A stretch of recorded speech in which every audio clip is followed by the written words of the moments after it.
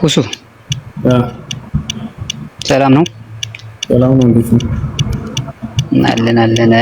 እኔ አንዳንድ ጥያቄዎች ሻሃዳ ይዛለሁ ብዬ ነው ያስገቡኝ፣ ግን እዛ በፊት ብዙ የምጠይቃቸው ጥያቄዎች ስላሉኝ እሱን ትመልስልኛለህ ብዬ ነበር። ጥያቄ ምንድን ነው? የመጀመሪያው ነቢያት ለአላህ ባላቸው ክብር ካላቸው ክብር አንጻር ይበላለጣሉ? አንዱ ከፍ ያለ ክብር ይበላለጣሉ? ነቢያቶች ይበላለጣሉ ወይንስ አይበላለጡም? አይደል? ካላቸው ክብር አንጻር ነው እንጂ እንትን አይደለም።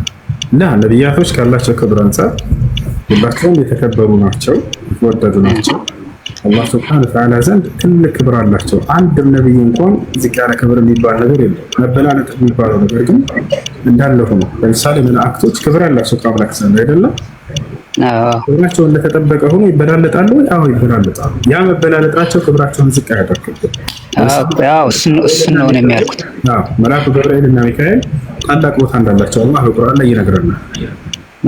ቦታል ገብርኤል እና ሚካኤልን የጠላ እርሱ ከሃዲ ነው ሁሉ ብሎ ይገልጻል። እነርሱን መውደድ ግዴታ ነው።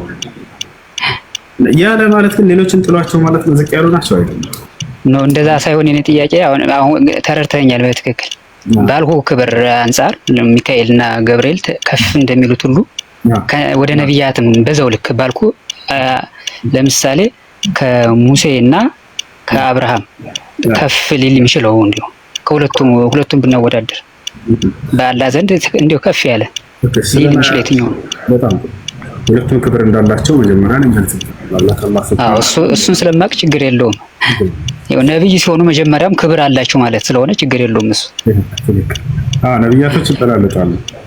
ልክ መልአክ እንደሚበላለጡት ነቢያቶችም ይበላለጣሉ። የተወሰኑ የቁርአን አንቀጾችን እንገረህ በዚህ ጉዳይ ነው። አላህ ሱብሓነሁ ወተዓላ በሱረቱል በቀራ ላይ ይላል ትልከ ሩሱሉ ፈضልና በዕضሁም ዐላ በዕድ። እነዚህ መልእክተኞች ካለ በኋላ ከፊሎቹን ከከፊሎቹ ይበላለጡ ብሎ ይገልጻል። ተላልቻለሁ ይላል። በሱረቱል ኢስራእ ላይ ወለቀድ ፈضልና በዕض ነቢይን ዐላ በዕድ ይላል። በእርግጥም ከፊሉን ነቢይ ከከፊሉ ነቢይ አስበልጫለሁ እያለ ይናገራል። ይበላለጣሉ። የሚበላለጡት በምንድን ነው የሚለውን ወይንም ደግሞ ነብዩ ሰለላሁ ዐለይሂ ወሰለም ራሱ የተናገሩትን ከሐዲስ ልጨምር። ነቢያችን ሰለላሁ ዐለይሂ ወሰለም ምን አሉ? ፈضልቱ ዐለል አንቢያኢ ሚን ቀብሊ ቢኸምስ ካነት አልአንቢያኡ ሚን ቀብሊ ቱርሰሉ ኢላ ቀውሚሃ ኻሳ ፈአርሰለኒ አላህ ኢለ ናስ ካፋ። ነቢያችን ሰለላሁ ዐለይሂ ወሰለም ምን አሉ? ከቀደሙት ነቢያቶች በአምስት ነገር በለጥኩኝ አሉ። አንደኛ ቀደምት ነቢያት ሲላኩ የነበረው ለህዝቦቻቸው ለወገኖቻቸው ነበር አሉ። እኔ ደግሞ ለዓለም ህዝብ ነው የተላኩት አሉ። ለምሳሌ ይህን የሚያረጋግጥልን በቁርአን ላይ በርካታ ቦታ ላይ መስሉን ሲያነሳ ጊዜ ለእስራኤል ሰዎች እንደላከ ይገልጽልናል። ወረሱለን ኢላ በኒ እስራኤል ይላል። ወደ እስራኤል ልጆች የላኩት መልእክተኛዬ ነው እያለ አላህ ይገልጻል። በሌላ ቦታ ላይ በሱረት ዘኽሩፍ ላይ ኢን ሁወ ኢላ ዐብዱን አንዐምና ዐለይሂ ወጀዐልናሁ መሰለን ሊበኒ እስራኤል ይላል። እኔ ጸጋዬን ከዋልኩባቸው አገልጋዮች መካከል ነበር መሲሁ።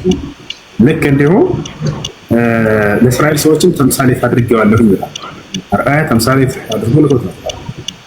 በሌላ ቦታ ላይ ወጀዐልኒ ነቢየን ይላል መሲሁ እኔ ለእስራኤል ሰዎች ነቢይ ያደረገ እያለ ይናገራል። እና ስለዚህ ነቢዩላህ ዒሳ ወይም ኢየሱስ እርሳቸውን ለአንድ ህዝብ ነው የላካቸው፣ ለእስራኤል ህዝብ እንደሆነ ይነግረናል።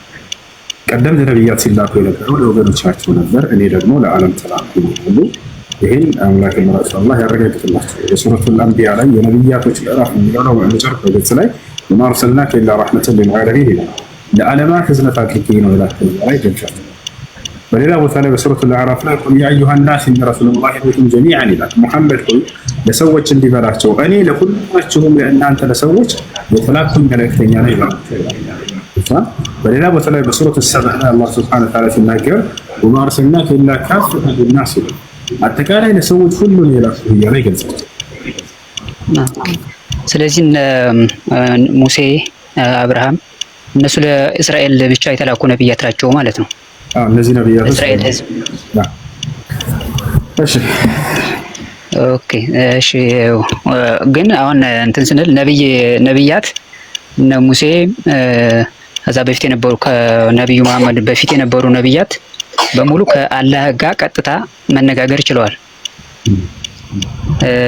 አዳምም አሁን እንደ ነቢይ መሰለኝ በእስልምና የሚቆጠረው።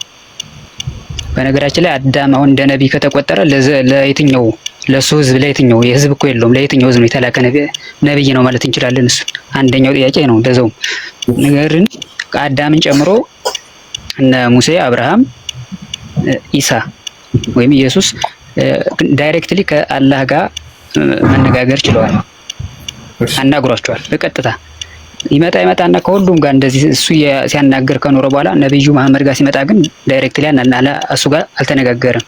ራሱ ነብዩ መሐመድ ነው አናግሮኛል ገብርኤል ልኮልኛል የሚለው እንጂ ዳይሬክትሊ ጠይቅ ጥሩ ነው። አሁን እያደረደምከ ነው ገብተን ጥያቄ አይደለም ኖ እኮ ለምንድን ነው ያላናገረው ነው ጥያቄ።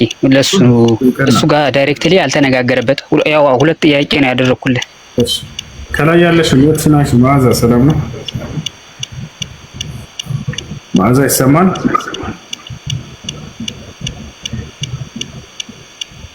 መዓዛ የዛን ሱላት ይሰማታል? እንደገና መልሳ መላክ ትችላለች። እሺ ለመሆኑ አላህ ሱብሓነሁ ወተዓላ ነብዩ መሐመድ ሰለላሁ ዐለይሂ ወሰለም በቀጥታ አናግሯቸዋል ወይ? አዎ አናግሯቸዋል። ዛሬ የምንሰግደው 5 አውቃት ሶላት ሙስሊሞች ሲሰግዱ አይተህ ከሆነ ይህን ትዕዛዝ ያለማንም መካከለኛ ያለ ገብርኤል መካከለኛ በቀጥታ ነው የሰጣቸው። በቀጥታ የሰጣቸው አላህ ሱብሓነሁ ወተዓላ 3 አካሎችን አናግሯል። ከዚህ ውጭም አላናገርም ማለት አይደለም፣ የተነገሩ ናቸው። አደምን አናግሮታል። አደምን አላህ ሱብሓነሁ ወተዓላ አናግሮታል። ሁለተኛ ሙሳ አለይሂ ሰላምን አናግሮታል። ሶስተኛ ደግሞ ነብዩ መሐመድ ሰለላሁ ዐለይሂ ወሰለም አናግሯል። ስለዚህ አናግሯቸዋል እርሳቸው። ይሄ ነው። ሌላኛው አደም ታዲያ ነብይ ከሆነ በስልምና ወደ ማን ነው የተላከው? ለምን አንድ ሰው አይሆንም? ለዚያ ሰው አላህ ሱብሓነሁ ወተዓላ ወደ ቅኑ ጎዳና ሰዎችን ይመራ ዘንድ ይልክለታል። አይ ወደ ህዝቦቹ ወደ የትኛው ህዝብ የለም ስለ ነው ዛኔ እንደዛ ያልኩት። አይሆንም እያልኩኝ ነው። ሀዋ ምን ሆነች? ሚስቱ ነች። እርሱ ራሱ አለ አማኝ ነው። ነገር ግን የአምላክን ህግና ስርዓት እውቀት ያስፈልጋል። ይሄን ደግሞ አምላክ ነብይ አድርጎ ነው የእስራኤል ህዝብ ነው ማለት እንችላለን። የዛኔ አንዴ ልጨርስ ታዳምጠኛለህ? ከይቅርታ ጋር እስኪጨርስ። እሺ ለህዝብ ብቻ አይደለም የሚላከው ያ ነብይ አምላክ እርሱን በቅኑ ጎዳና ሄድ ብሎ ሊያናገረው ይችላል። ታላረ ከአምላክ ዘንድ ቃል የሚመጣለት ነው ነብይ አይደለም። ለምን ብቻ ነው? ብቻንም አይደለም። አደም በኖረበት ዘመን ብዙ ትውልድ ፈርቷል እኮ ልጆች ወልደዋል፣ የልጅ ልጆች አሏቸው። 1000 ዓመት ኖሯል አይደለ? በዚህ ጊዜ ብቻውን የኖረ ይመስላችኋል? እነዚህን የሚወልዳቸው ልጆችን የልጅ ልጆችን ሚስትን ጨምሮ የአምላክን ህግና ስርዓት ያስተምር ዘንድ ተልኳል። ይሄን አላህ ሱብሓነሁ ወተዓላ በቁርአን ላይ ወለቀድ አሂድና ኢላ አደም ሚን ቀብል ይላል። ሙሐመድ ሆይ በእርግጥም ከአንተ በፊት ወደ አዳም ኪዳኔን አውርጃለሁ ያለ ይናገራል በሱረቱ ጣሃ ላይ። ነብዩ ሙሐመድ ሰለላሁ ዐለይሂ ወሰለም ተጠየቁ። ሁዘይፋ ብን ልየማን የተባለ ሰሃባ ጠየቃቸው፣ ያ ረሱለላህ ሀል ካነ አደም ነቢያን? ፈቃለ ነቢ ሰለላሁ ዐለይሂ ወሰለም ነዓም ካነ ነቢያን ሙከለማ። አንተ የአላህ መልእክተኛ ሆይ ለመሆኑ አዳም ነብይ ነበርን ሲባሉ አዎ ለዚያውም አላህ በቀጥታ ያናገረው ነብይ ነው ብለው መልሰዋል። ይህን ጥያቄ ያነሳሁት እንኳን ለህዝባቸው ነው እስከዛሬ ሲላኩ የነበረ። እኔ ግን ከሁሉም ለየው ለሁሉ ነው የተላኩት ብለዋል ስላልከኝ ለየትኛው ህዝብ ነበረ ለማለት ነው እንጂ ለግለሰብ ብቻ አይላክም ለማለት አይደለም። ዞሮ በመለስክልኝ መንገድ መልሰህልኛል። ለነብዩ መሐመድ ጋር ቀጥታ ተነጋግሯል ብለኛል። የት ጋር ምናልባት መጽሐፋቸውን አላውቀውም፣ ግን በእርግጥ ለሌሎችም ከሆነ ቢሆን ከሆነ ምን ብሎ ነው ያናገረው፣ የት ጋር ነው ያናገረው የሚለውን የምትነግረን ሙስሊም 162 ላይ አላህ በቀጥታ ዛሬ የምንሰግዳቸው ሶላቶች የረሱል ሲያዛቸው ያ ሙሐመድ እያለ ቃል በቃል ስማቸውን እየጠራ እርሳቸው ያ ረብ ያ ቤት እያሉ ትዕዛዝን ተቀብለው መጥተው ነው ዛሬ የምንሰግደው። ሶሒህ ሙስሊም 162 ላይ አለ። በገብርኤል የተላከ አይደለም እያልከኝ ነው? በገብርኤል አይደለም፣ በቀጥታ ነው። ገብርኤል ወሰዳቸው እንዲያደርጉ ያደረጋቸው እስከ 7 ሰማይ ድረስ አብረው ሄዱ። ለማ ዑሪጀ ቢ ኢለ ሰማይ ሳቢዓ ይላሉ። አንደኛ ሰማይ 2 ሰዎች እስከ 7 ሰማይ ድረስ ሄዱ። አምላክ አላህ ሱብሓነሁ ወተዓላ ሚዛኔ ቃል በቃል አናገራቸው እርሳቸው ያለ ገብርኤል። ኦኬ እሺ። ሌላኛው እዛው ኢሳ ላይ ከሁሉም ነብያት ያለ አባት የሌለው ነብይ ነው።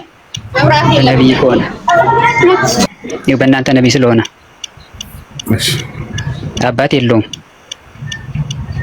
ከእናቱ ደግሞ በድንግልና ነው የተወለደው።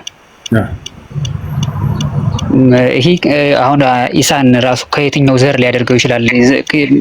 ዘር የለውም እኮ በማርያም በኩል ከሆነ በድንግልና ነው በሷም የተወለደው። እዚሁ ጋር አብሮ ያለው ጥያቄ ምንድነው?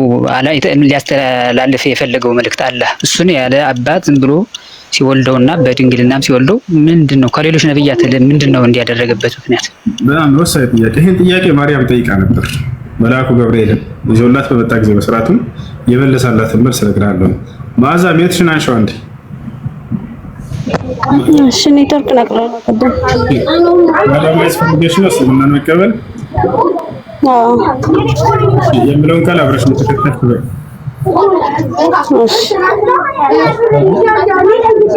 أشهد الله إلا الله إله إلا الله إلا الله وأشهد أن محمدا رسول الله.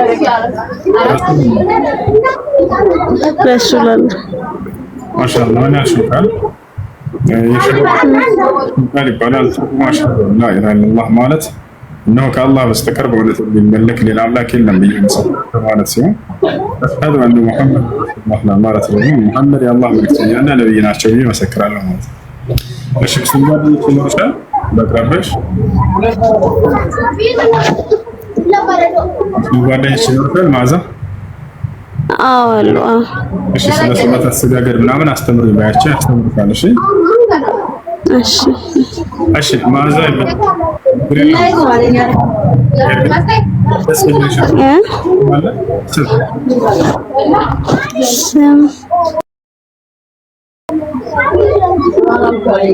አንተ አውጣልኝ ደስ ያለ። እሺ ኢክራም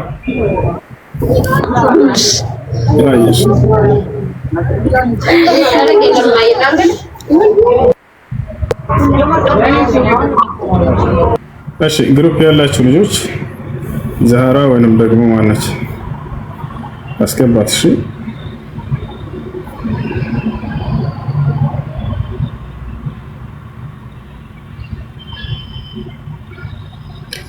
እሺ እና ይህን ጥያቄ ማርያም ራሷ ገብርኤልን ጠይቀው ነበር። ቃለት ረቢ ቃለት አና የኩኑ ሊ ጉላሙን ወለም የምሰስኒ በሸር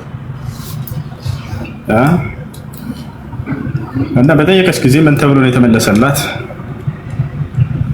ወሊነጅዐለሁ አያ አምላክሽ አላህ ከአንቺ ወንድ ልጅን መፍጠር የፈለገበት ዓላማ ተአምር ልሰራ ነው፣ ተአምር ላደርግ ዘንድ ነው ብሏል። ተአምር ማለት ከተለምዶ ወጣ ያለ ነገር ነው፣ ሰዎች ሊያደርጉት የማይችሉ ነገር ቦታች አላረ በአምላክ ኃይልና ፍቃድ እንጂ ሊከሰት የማይችል የሆነ ነገር ነው።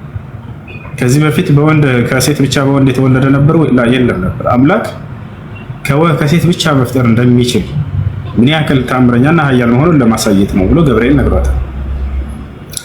ከዚያ በፊት ሰዎች ሲወለዱበት የነበረው መንገድ በሶስት አይነት መንገድ ነበር። ያ ማለት የሰዎች የተፈጠሩበት አንደኛ የመጀመሪያው ሰው ነው፣ አዳም ነው። እርሱ ያለ አባት ያለ እናት ከአፈር ነው የተሰራው። ሁለተኛ ደግሞ ሔዋን ነች። ሔዋን ደግሞ ያለ ሴት ከወንድ ብቻ ነው የተፈጠረችው።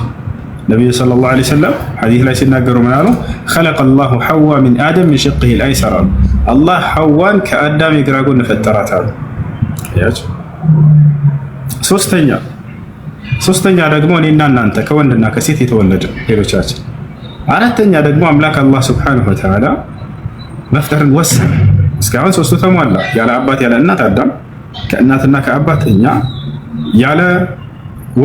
ያለ ሴት ከወንድ ብቻ ሐዋ። ምን ቀረ? ያለ ወንድ ከሴት ብቻ። ማንን ሊፈጥር ወሰነ? ኢየሱስን መሲሁን ፈጠረ። እንዴ ወንድ ያልነካ ሲሆን እንዴት ልጅ ሊኖረኝ ይችላል አለች። ቃለት ረቢ አና የኩኑ ሊ ወለድ ወለም የምሰስኒ በሸር ቃለ ከዛሊከ አላሁ የኽሉቁ ማ የሻእ አላት። ጅብሪል ምን አላት? አምላክሽ አላህ ልክ እንዲሁ ያሻውን ይፈጥራል፣ ለእርሱ የሚሳነው ነገር አይደለም። ኢዛ ቀዳ አምረን ፈኢነማ የቁሉ ለሁ ኩን ፈየኩን። አንድን ነገር ለማድረግ በፈለገና በወሰነ ጊዜ ሁን ይለዋል፣ ወዲያውም ይሆናል አላት። አየህ፣ በቃሉ ነው የሚያስገኘው። ምን በሚለው ቃል? ሁን በሚለው ቃል። ሁን ካለ ይሆናል እሱ አላት። በቃ ለዚህ አታስብ። የግዴታ ወንድ አንቺን መገናኘት ምናምን አይጠበቅበትም። እርሱ ቻይ ነው ሁሉን ለማድረግ ሁን ይላል፣ ወዲያውኑ ይሆናል። ይሄ ነው እና ስለዚህ ሰዎች እርሱን አላህ ስብሐነሁ ወተዓላ መሲሁን የፈጠረበት ትልቁ ዓላማ ምንድን ነው? እርሱ በሁሉም አይነት መንገድ መፍጠር ቻይ መሆኑን ተአምረኛነቱን ሊያሳይ ነው። በእውነት ቦታ ላይ ለዓለማት ተአምር አደረግኳቸው እያለ ይናገራል። ወለቲ አሕሰነት ፈርጀሃ ፈነፈኽና ፊሃ ሚን ሩሒና ወጀዐልናሃ ወብነሃ አየተን ሊልዓለሚን ይላል። ልጇንም እርሷንም ለዓለማት ህዝብ ሁሉ ድንቅ ተአምር አደረግኳቸው ይላል። መሲሁም ተአምር ነው፣ እናቱም ተአምር ነች። ከምን አንፃር መሲሁ ተአምር ነው ሊባል የሚችለው? ሲታይ ጊዜ ይህ ሰው ከእናት ብቻ ያለ አባት የተፈጠረ ሰው ድንቅ ተአምር ነው ለኛ። ይህን ተአምር ግን ያደረገውን ያን አምላክ ነው እንትን ምንድን ነው በእርሱ ላይ ይሄን እንዲሆን ያደረገ በእርሷ ላይ ይሄን እንዲሆን ያደረገ ያ አንዱ አምላክ ነው፣ የዚህ ኃይል ባለቤት አምላክ ምን ያክል ቻይና ጥበበኛ ነው የሚለውን ተደንቀን እንድናልፍ። ሁለተኛው ነገር ምንድን ነው? ከእርሷም ተአምር ነች፣ እሷ ማርያም ተአምር ነች። ለምን ከተባለ ወንድ ሳይገናኛት ልጅን የወለደች ሴት ተብላ የምትታይ ሴት ነች። ዓለም ላይ ማንም ሴት የለችም እዚህ ዓለም ላይ ወንድ ተገናኝቷት የወለደች ብትሆን እንጂ ማርያም ስትቀር ማንም ወንድ ሳይነካ ጫፏ ሳይገናኛት የወለደች ተአምራዊ ሴት ተብላ ትገለጻለች። ሁለቱንም ተአምር አደረግኳቸው የሚለው አላህ ከዚህ አንፃር። እሺ ስለዚህ መፍጠር እንደሚችል ለማሳየት ነው ከሚለው እንትን ብቻ ነው ማለት ነው እንደሚያችል። አንደኛ እሱ ነው። ሁለተኛ መሲሁን የፈጠረበት ሌላኛው ዓላማ ለእስራኤል ሰዎች ላደርገው ዘንድ ነው ይላል። ወራህመተን ሚና ይላል። ያለአባትና ያለ አባቱ መፈጠሩ ነው የኔ ጥያቄ እንጂ እዛው ላይ ነብዩ ፐርፐዙማ ሌላ እንደዛ ሊሆን ይችላል። ግን ያለ አባት አድርጎ መፍጠሩ ምክንያቱም አሁን አዳምን ሲፈጥረው ሰው ስላልነበረ የግድ ከባዶ ካፈር ይፈጥረዋል። ሔዋንን ደግሞ እሷን ለመፍጠር የግድ የሆነ ሰው ስለሚያስፈልግ ከአዳም ይፈጥራል። ከዛ በኋላ ግን ያሉ እንትን በሙሉ ከወንድና ከሴት እያደረገ መፍጠር ይችላል። ነብያትን እንደዛ አድርጎ ፈጥሯል። መሐመድንም እንደዛ አድርጎ ፈጥሯል። ኢሳ ላይ ሲመጣ ግን ይቀየራል።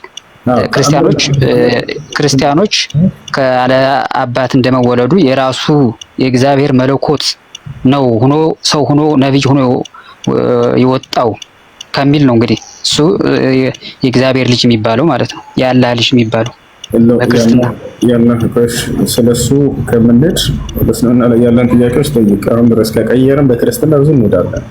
ስለዚህ ጥያቄህን ጨርስና ችግር የለም ወደዛው እንሄዳለን።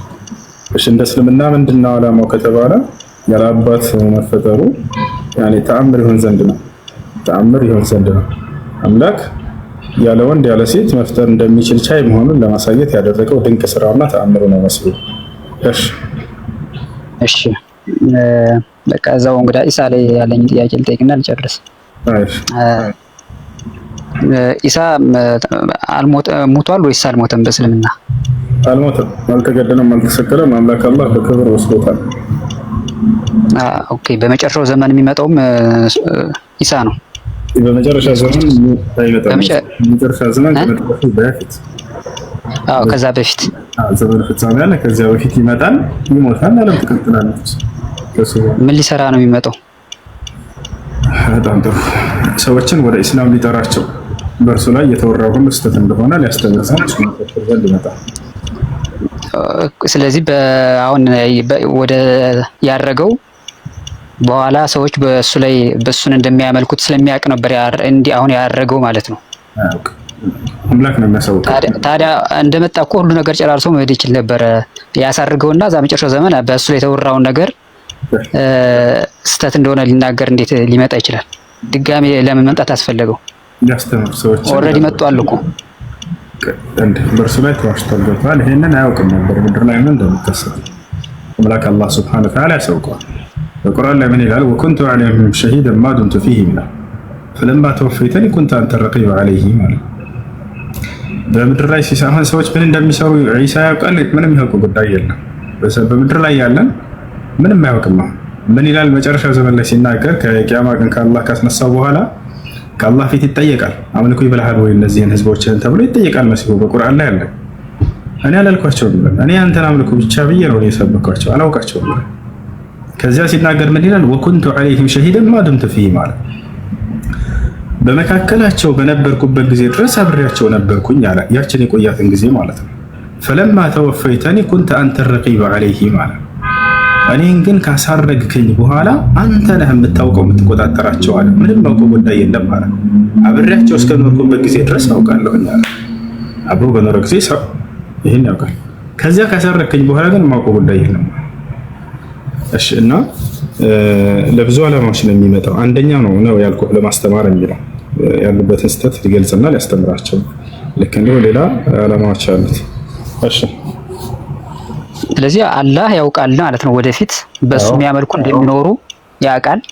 ስለዚህ ለዛ ብሎ አሁን ያሳርገውና ልክ የሚያመልኩት ሲመጡ ይልከዋል ድጋሜ ነው እንግዲህ። እሺ አንደኛው ፐርፐዝ ይሄ ነው ብለኛል። ሁለተኛው ሌሎችስ አሁን እያመለኩት እኮ የሚያመልኩት አሉ የሚያመልኩት አሉ። ዝም አላለም። ያን ያውቃል ፈጣሪ ዝም አላለም። ለምን እስከዚያ ድረስ ዝም ብሎ መሲሁን አወረደ ከሆነ ዝም አላለም። ከመሲሁ በኋላ ነብይን አስነሳ። አታምልኩ ተው የሚላችሁ ነብይ ተላከላችሁ። እርሱ ከነብያት መካከል አንድ ነብይ ነው። ተው ተቆጠቡ የሚል ነብይ ተላከ። እምቢ አላችሁ። አላህ ነብይ ሙሐመድን ሰለላሁ ዐለይሂ ወሰለም ወደ ክርስቲያን ወደ አይሁድ ልክ ያለው እያለ ቃል በቃል ይነግራቸዋል። ያሉበትን ስህተት አጥራ ነገራቸው እያለ ይነግራቸዋል።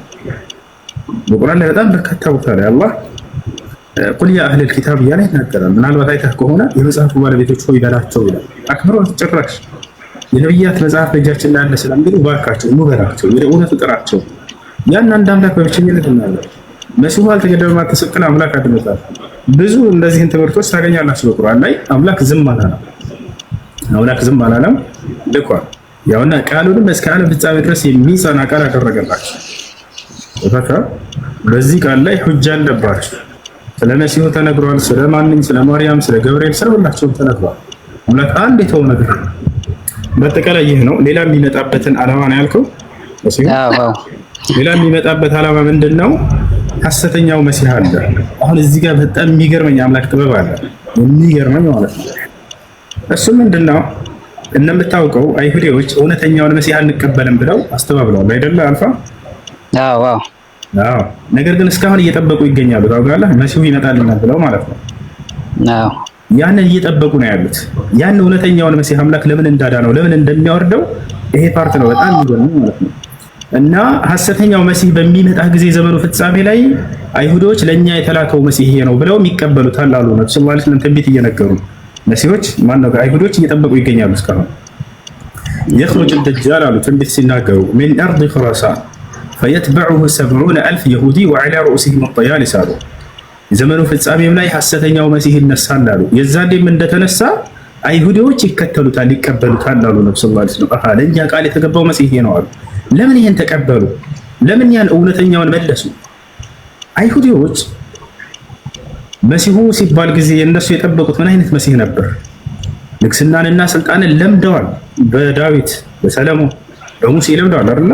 የበላይነትና ነብይነትን በዚያው እና እነዚህን እንደዚያ የመሰለ ምድራዊ ስልጣንን የሚያቆናጥጣቸው መሲህ ይጠብቁ ነበር። ነብዩላህ ዒሳ ሲመጡ ጊዜ ስለቀጣዩ ዓለም ብቻ ነው የሚሰብካቸው። ሲያዩት ስለቀጣዩ ዓለም ብቻ፣ ሲያዩት ስለቀጣዩ ዓለም ብቻ። ለኛ ቃል የተገባው መሲህ ነው። ስለዚህ አንቀበልም አሉ። የዛኔ ሐሰተኛው ለምንድን ነው የሚቀበሉት? ሐሰተኛው ደግሞ እኔ የዚህ ዓለም ገዥ ነኝ ብሎ ነው የሚነሳላቸው። ለኛ ቃል የተገባው ከእርሱ ጋር ሆነን ዓለምን የምንገዛ የሆነው መሲሁ ለኛ ቃል የተገባው ይሄ ነው ብለው ይቀበላሉ አይደል? አምላክ አላህ ሱብሓነሁ ወተዓላ የዛኔ ወዲያው እውነተኛውን መሲህ ያወርደውና የበላይነት ፈልገውበት ያለውን ሐሰተኛውን መሲህ በእውነተኛው መሲህ በዚያ አንቀበልም ባሉት በእውነተኛው መሲህ ፍጻሜ ያደርገዋል። ሂድና ደጃልን ግደል ይላል። አይሁዶች በቃ ትንቢቱ ተፈጸመልን እውነተኛውን መሲህ ያገኛል ብለው ሲዋረቁ ያንን የበለሱትን እውነተኛውን መሲህ አላህ ከሰማይ ያወርድና በእርሱ እጅ የዚያን የሐሰተኛውን መሲህ ፍጻሜ ያደርገዋል። ያንን የሚገድለው ማን? ነብዩ መሐመድ ሰለላሁ ዐለይሂ ወሰለም መሆን ነበረባቸው? ላ አይደለም።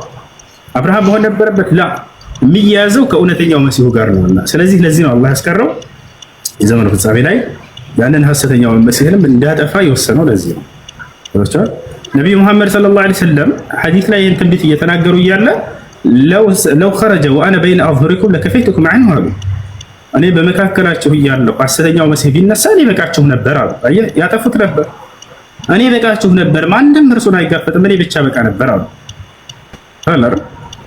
እስከ ዘመኑ ፍጻሜ ድረስ መቆየትንም ተሰጥተው ነበር ወይ? አዎ ተሰጥተው ነበር። ሐዲስ ላይ إن الله خير عبدا بين البقاء في الدنيا وبين ما عند الله فاختار ما عند الله عبد إنه أملاك الله أسمرتي እስከ ዘመኑ ፍጻሜ ድረስ በህይወት መቆየትን ወይንም ደግሞ ወደ ቀጣዩ ዓለም መሸጋገር እኔስ ምድራዊ ህይወት በቃኝ ወደ ቀጣዩ ዓለምን መሸጋገር መርጫለሁኝ አሉ።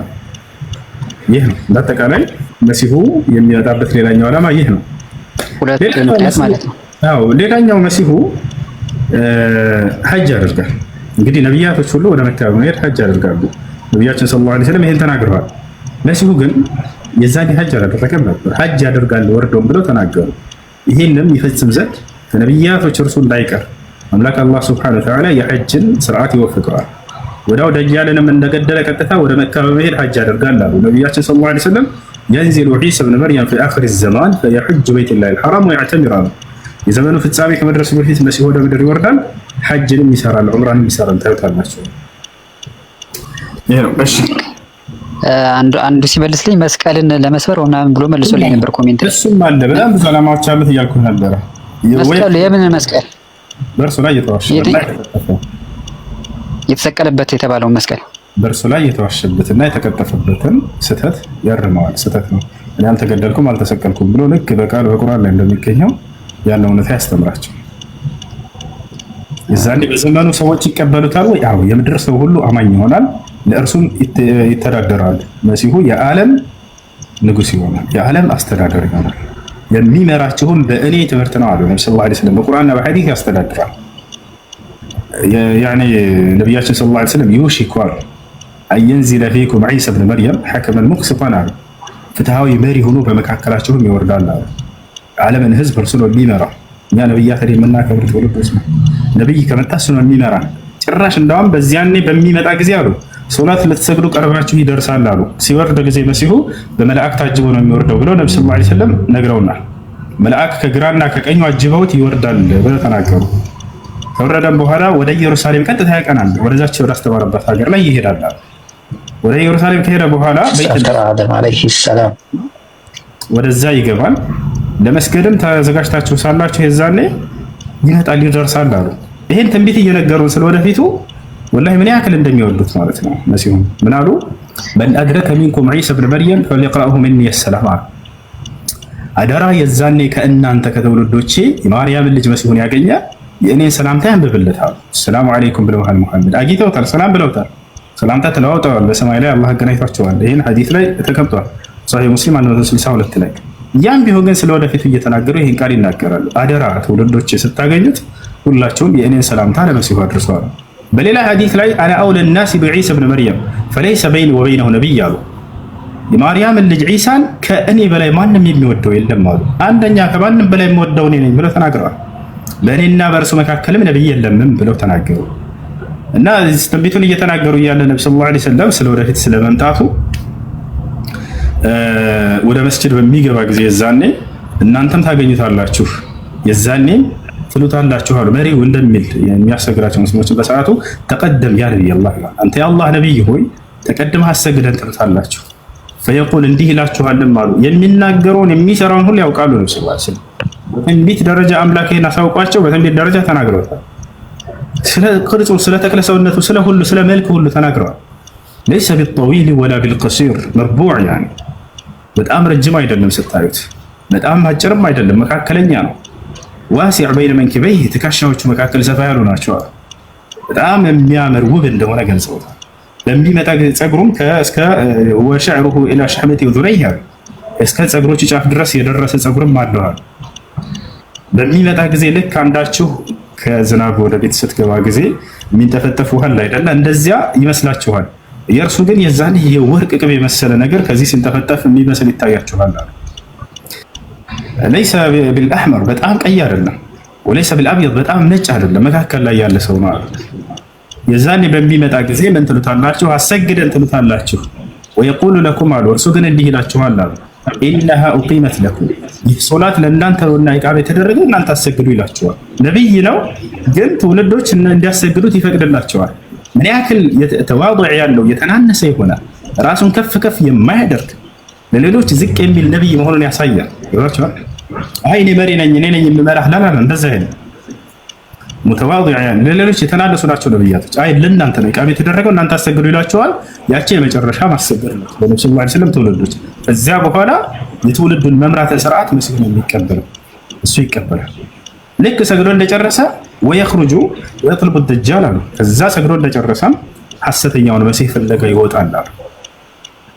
ደጃል ሐሰተኛው መሲህ እየመጣ እውነተኛው መሲህ ከመስጂዱ እየወጣ ይገናኛሉ አሉ ነብዩ ሰለላሁ ዐለይሂ ወሰለም።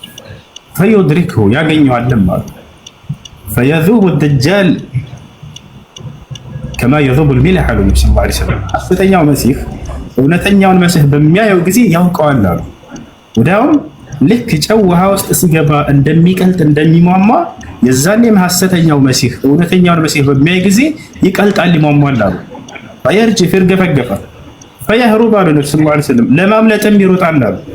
فيقول له عيسى عيسى እንዲህ ይለዋል لا تهرب مني إن لي ضربة عليك ይለዋል። እኔ አትሽሽ ከእኔ አታምልጥ ይለዋል። ለእኔ በአንተ ላይ አንዲት ምት አለችኝና አላህ ይወሰነልኝ ከዛች አታመልጥም አትሽሽ ይለዋል። فيتبعه አሉ ነብዩ ሰለላሁ ዐለይሂ ወሰለም ይከተለዋል የተወሰነ فيضربه فيقتله بضربة واحدة አንዲት ምት ብቻ ይመታዋል። በዚያች በአንድ ምት ይፈጽምበታል። አየ ከዚያ በኋላ እርሱን ከጨረሰ በኋላ ምን ያደርጋል? ቀጥታ ስራው ምንድነው? ወደ ሐጅ ስራ ይሄዳል። የሐጅ ስነ ስርዓቱን ከጨረሰ በኋላ ወየድዑ الناس الى دين الله አሉ ነብዩ ሰለላሁ ዐለይሂ ወሰለም ሰዎችንም ወደ አላህ ዲን ወደ ኢስላም ይጣራል አሉ። ولا يبقى في زمانه الا الاسلام አሉ። በእርሱ ዘመን ኢስላም እንጂ ሌላ ምንም ሃይማኖት አትቀርም ምድር ላይ። አጠቃላይ የምድር ሰዎች እዛኔ ያምናሉ። አላህ በቁርአን ላይ ይህን ይናገራል። وإن من أهل الكتاب إلا ليؤمنن به قبل موته ይላል። የመጽሐፉ ባለቤቶችም እንኳን አይኖርም የዛኔ እርሱ ከመሞቱ በፊት የሚያምኑ ቢሆን እንጂ በእውነተኛው እምነት እያለ ይናገራል። ያምናሉ አለ። የዛኔ ታዲያ አምላክ ምን ያደርጋል? ነቢያችን ሰለላሁ ዐለይሂ ወሰለም የመሲሁን አገዛዝ ጊዜ ገለጹት። ጸጋ የሚትረፈረፍበት ጊዜ ከአዳም ጀምሮ እስከ ዓለም ፍጻሜ የዛኔ ነው አሉ። ለምን? ምክንያቱም የዛኔ የምድር ሰው ሁሉ አማኝ ይሆናል፣ ለአንድ አምላክ ብቻ ይገዛል። አንድ ከሃዲ ምድር ላይ አይኖርም የዛኔ። ወላ የብቃ ፊ ዘማን فيهلك الله الملل في زمانه አሉ ነብዩ ሰለላሁ ዐለይሂ ወሰለም። በእርሱ ዘመን አጠቃላይ እምነቶች ሁሉ እንዳለ ይጠፋሉ፣ ለአንዱ አምላክ ብቻ የሚገዙ ይሆናሉ። የዛኔ የጸጋውን መትረፍረፍ ሲገልጹ ነብያችን ሰለላሁ ዐለይሂ ወሰለም ጸጋ መትረፍረፍ ብቻ አይደለም፣ በጣም ፍቅር እንደሚሰፍን ተናግረዋል። ሀታ የሚናደፉ እንስሳቶች መናደፋቸውን እንደሚያቆሙ ተናግረዋል። ፈረስና ምንድነው አህያና ነብር በአንድ በላይ የሚበሉበት ጊዜ ይሆናል አሉ። በአንድ ላይ አንዱ ሌላው ላይ ተንኮልን የማያስብበት ዘመን ነው። ፍቅር ይሰፍናል፣ ጸጋ ይሰፍናል አሉ። ወየፊض المال አሉ። መሲሁ የዛኔ መንግስት ነው፣ አስተዳደር ነው፣ መሪ ነው። የዛኔ ገንዘብንም ያትረፈርፋል፣ ይለቃል ለትውልድ አሉ። አንድ መሪ ፍትሃዊ ከሆነ ስለ ራሱ የማያስብ ስለ ምድራዊ ጥቅም ጣጣ የሌለው ከሆነ እውነተኛ መሪ ከሆነ ለህዝቦቹ ጸጋ በጸጋ ያደርጋቸዋል። መሲሁ የዛኔ فيفيض المال ገንዘብንም ሁሉ ያትረፈርፋል፣ አንድም ድሃ ምድር ላይ አይኖርም አሉ።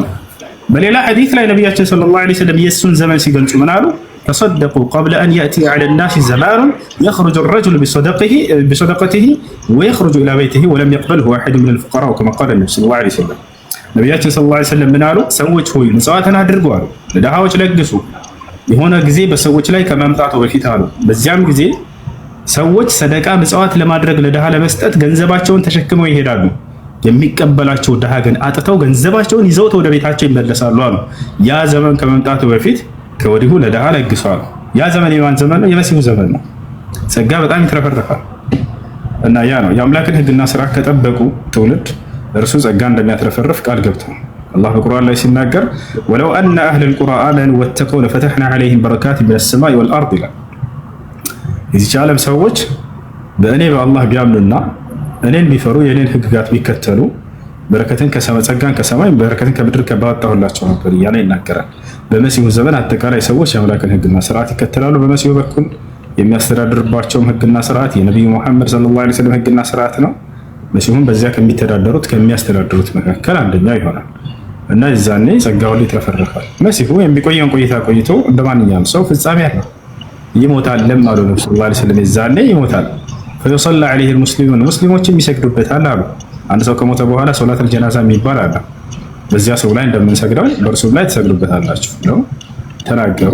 ከዚህ ዓለም ተሽላል። ድጋሜ ከመጣ በኋላ ኢየሱስ ሚስት አግብቶ ልጆች ይወልዳል።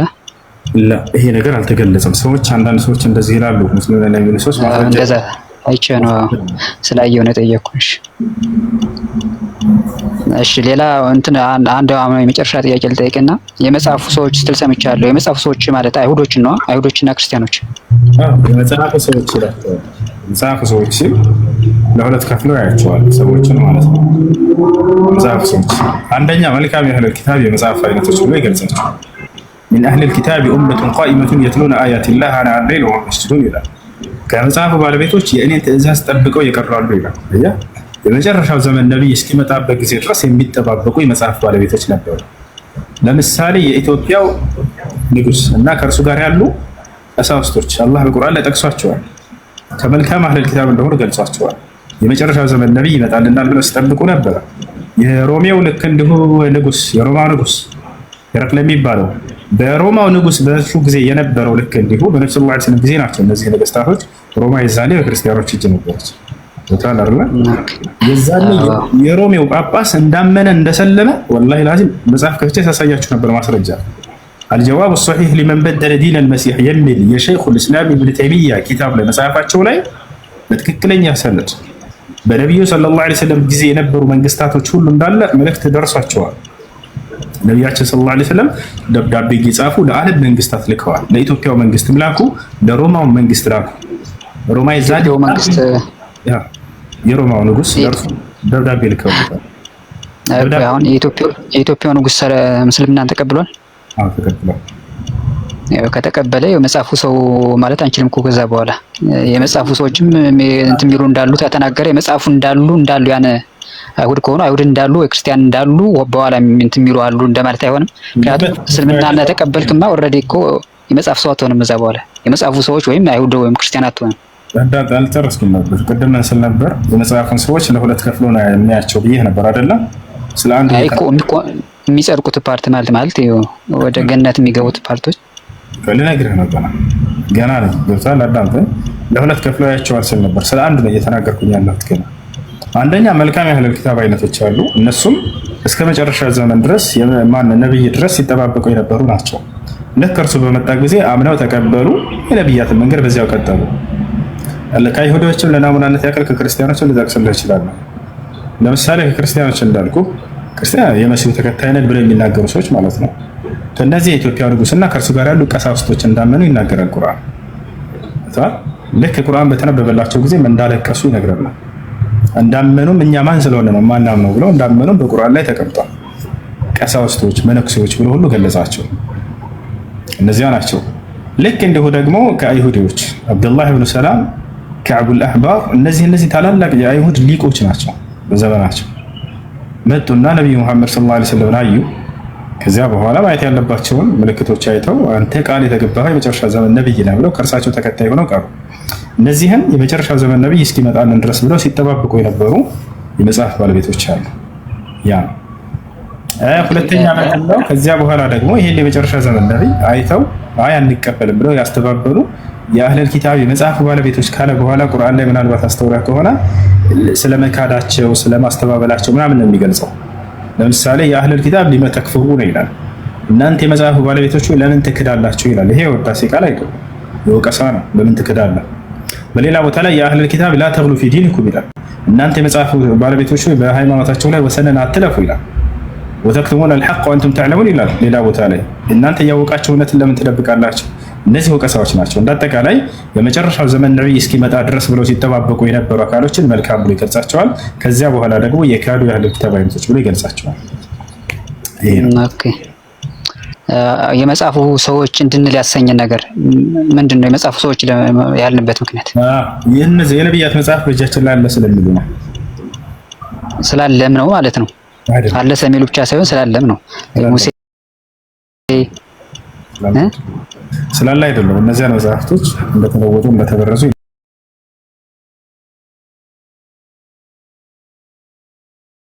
መጽሐፉ ሰዎች ተብለው የሚጠሩት ነቢያቶች እጅ ነበሩ እና የመጽሐፍ ባለቤቶች የሚባሉት ሊአነሁም የንተሙነ ኢለል ኪታብ ወደ መጽሐፉ ራሳቸውን ስለሚያስጠጉ ነው። ለሁለት ከፍሎ ይገልጻቸዋል። ገብተዋል። በዚያ ዘመን የነበሩ ከሃዲያኖች መጽሐፍ የሌላቸው አሉ። ለምሳሌ አይደለ ከነዚያ ለመለየት የተጠቀመው ቃል ነው። የመካ ከሃዲያኖችን ምንድን ነው የሚላቸው? እነዚያን የመጽሐፍ ባለቤት እንዳልሆነ ያውቃሉ። አየህ፣ እነዚያ የመጽሐፍ ባለቤት ነን ብለው ስለሚጠጉ ወደ ነቢያት መጽሐፍ እነዚህን ከነዚያ ለመለየት የተጠቀሙ ቃል እንጂ ያላቸው እውነት እነሱ ጋር አለ መጽሐፍ አለ ያረጋግጣል። በነብያት በእነሱ ነብያት ማለት ነው። በእነ ሙሴ በእነ አብርሃምም ከሆነ በእነ አብርሃም የእነሱ ነብያት ናቸው። የእነሱ መጽሐፍ ነው የሚሆኑት። አይሁድ ነው የሚሆኑት እነ ሙሴና እነ አብርሃም አይደል? የእነሱ ናቸው። ሙሴና አብርሃምም ናቸው እኮ ነብይ የመጽሐፍ ሰው ናቸው እኮ ነብይም ናቸው። መጽሐፉም የራሳቸው ነው። የራሳቸው ዝም ነው መጽሐፉ። አዳምጣለሽ። እነዚህ ሰዎች አይሁድና ክርስቲያኖች ከጊዜ በኋላ ከነብያትን ወደ ነብያት ራሳቸውን አስጠግተው የራሳቸውን እምነት የያዙ ሰዎች ናቸው።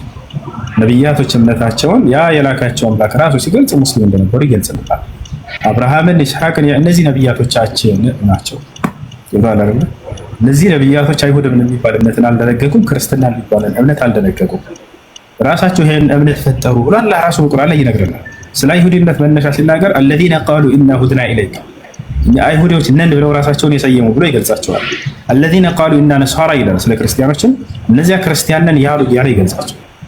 በራሳቸው ሰዎች የፈጠሩት ስም እንጂ አምላክ ወደ ነብያት በኩል የደነገገው ስም አይደለም አይሁድ ወይም ክርስትና የሚባለው እምነት። ስለዚህ ሙሴ አሁን እኔ ሙስሊም ነኝ እያለ ያስተምር ነበር ይናገር ነበር ማለት ነው። ሁሉም ነብያት እና ራሳቸው ይሉ ነበር ሙስሊም ነን እያሉ። ኖህ ለምሳሌ ምን ይላል? ወሚርቱ አን አኩነ ሚነል ሙስሊሚን ይላል። እኔ ከሙስሊሞች እንደሆን ታዘዝኩ ይላል። ሙሴ ልክ እንደሆነ ህዝቦቹ ይላቸዋል። ወቃለ ሙሳ ሊቀውሚሂ ኢን ኩንቱም አመንቱም ቢላሂ ፈዐለይሂ ተወከሉ ኢን ኩንቱም ሙስሊሚን ይላቸዋል። በአላህ የምታምኑና ሙስሊሞች ከሆናችሁ በእርሱ ላይ ተመኩ ይላቸዋል። መሲሁም እንዲሁ ያስተማራቸው ሐዋርያቶች እኛ ሙስሊሞች ነን እያሉ ይናገራሉ። አሁን መጽሐፋውን ለመቀበል እስልምና ቁርአን ላይ ከሆነ ኦልሬዲ ከዛ እነሱ በኋላ የመጣ መጽሐፍ ስለሆነ እንደዚህ ተብሎ ሊጨመር ይችላል። በእነሱ ጊዜ ቁርአን ቀደም ብሎ ከነበሩ መጽሐፍት ላይ ነገር ከሌለ እዛ ቁርአን ሲመጣ እነዚህ ሊጨመሩ ይችላሉ። ከዛ በኋላ የሆነ የመጣ ስለሆነ ብዙ አመታት በኋላ ነው። ለምሳሌ ሙሴ ከሆነ ሙሴ የተናገረበት መጽሐፍቶች ላይ ብቻ ነው እንጂ ቁርአን ላይ ከሆነ ቁርአን ላይ ስንት መቶ አመታት በኋላ የመጣ መጽሐፍ ስለሆነ ሙሴ እንዲህ ብሎ ነበር ብለህ ልጽፍ ትችላለህ ስለምትችል ብዬ ነው። ጥሩ እየተረዳህ ነበር። የቁርአን ባለቤት ነብዩ መሐመድ ሰለላሁ ዐለይሂ ወሰለም ቢሆኑ ከራሳቸው የመነጨ ቢሆን አዎ ዘመኑን ተለካለህ። ከሁላቸውም በኋላ መጥተው እንዴት ይናገራሉ ስላለፈው እንስማማለን። እርሳቸው ከቀጡ በኋላ ነው እና የመጡት። ነገር ግን የቁርአን ባለቤትና ገላጩ ያለ ነብያት ሲገልጥ የነበረ አምላክ እንደሆነ ራሱ ይናገራል። ወደ አብርሃም፣ ወደ ኢስሐቅ፣ ወደ ያዕቁብ ራእይን ሳወርድ እንደነበር እነሆ ዛሬ ላንተ አወረድኩ እያለ የሚናገር አካል እንጂ ከራሳቸው አንዲት ፊደል አልጨመሩም። ቁርአን ላይ ራሳቸው መጨመርም ስልጣን የላቸው። አምላክ ደግሞ ያለፈው ሁሉ ሲናገር ጊዜ ያንን የፈጠሩበትን ጊዜ እነሱ ሙስሊሞች እንደነበሩ ቃል በቃል ብዙ ቦታ ላይ ተናግረዋል። አብርሃም ሙስሊም ነበር የሚል ቃል አለ ቃል በቃል።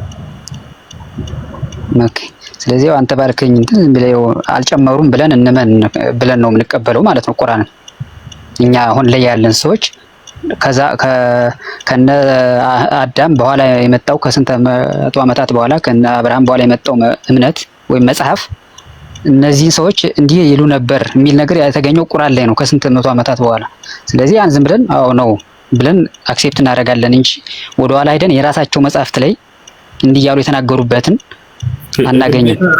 ብሉይ ኪዳን ላይ ምን መስፈርት እያስቀመጥክ ነው አሁን? የግዴታ አንድ ነብይ የራሱ መጽሐፍ ላይ መኖር አለበት። የራሱ መጽሐፍ ላይ ያ አምላክ መግለጥ አይችልም። ከዚያ በኋላ ለሚመጡት ነብያት ስላለፈው ታሪክ ለምን እነሱ አልተናገሩም ነው እንጂ እሱማ ይችላል። ምን ይሳናል? ያ አምላክ እየነገረህ ነው። አዎ ተናግረዋል እያለህ ነው። ነገር ግን እነዚያን ቃላቶች በርዛቸዋል ብሎ ይናገራል። ተናግረዋል። አሁን ሶስተኛ ወገን ነው። ተናግረዋል እኮ ሶስተኛ ወገን ነው። ራሳቸው ሲናገሩ ነው እያወራን ያለ ነው። በጣም ጥሩ። አሁን በአንተ መሰረት ላይ ሄደልሽ። በአንተ መሰረት ላይ ሄደልሽ። አምላክ የሆነ ጊዜ ላይ አንድ ነብይ አናገር አስነሳ። ስላለፈው ሁሉ መግለጥ ይችላል አይችልም? ምን እንደነበር በጣም ያን ያተደረገው በቁርአን ላይ አምላክ ምን አደረገ? ስላለፈው ትውልድ ሁሉ ገለጸላቸው። አይ መግለጽ አይችልም ስላለፉት የግዴታ በዛው ዘመን የነበረ ማስረጃ መኖር አለበት ካልክ ከሙሴ በፊት የነበረ አንዲት ማስረጃ ተማምነህ አብርሃም ምን እንደነበር በዘመኑ ከነበረ ማስረጃ አስጠቅስ። አብርሃም ምክንያቱም ሙሴ የመጣው ከአብርሃም በኋላ ነው እና ብዬ ዘጋ። ስለዚህ ያንን ስላለፈው አምላክ ይገልጣል በሚለው እንስማማለን። አሁን ሙሴን ስለ አብርሃም ነግሮታል ብትለኝ አምናለሁ። ሙሴን ስለ ኢስሐቅ ነግሮታል አምናለሁ። ምክንያቱም ተናጋሪው አምላክ እስከሆነ ድረስ ዘመን አይገድበውም አይደል? ያለፈውን ሁሉ የሚያውቅ ነው። ገብቷል።